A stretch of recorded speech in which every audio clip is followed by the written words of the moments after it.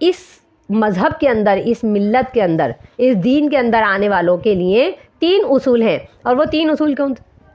یدعون الی الخیر، ایک امت ایسی ہوگی جو خیر کی طرف بلائے گی، یعنی تمہیں ان تینوں فریضوں میں سے ایک فریضہ ضرور انجام دینا ہوگا۔ ایسا نہیں ہے کہ تم اسلام میں آ جاؤ گے اور بس تمہاری نجات ہو جائے گی، نہیں، اس میں آ کر کے کچھ ذمہ داریاں ہیں، کچھ فرائض ہیں جو انسان پر عائد ہوتے ہیں، اور وہ کون سی ذمہ داریاں؟ امت یدعون الی الخیر، ایک گروپ ایسا ہوگا جو خیر کی طرف بلائے گا، یأمرون بالمعروف، نیکی کا حکم دے گا، ینہون عن المنکر، اور برائی سے روکے گا۔ تو کہا کہ اسلام میں آنے کے بعد یہ 3 ذمہ داریاں انسان پر عائد ہوتی ہیں۔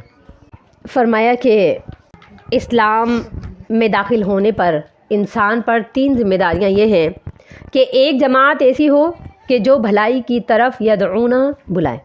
اب یہاں دیکھ لیجئے کہ 3 ذمہ داریاں ہیں، اور تینوں کے لیے اللہ تعالیٰ نے جو فعل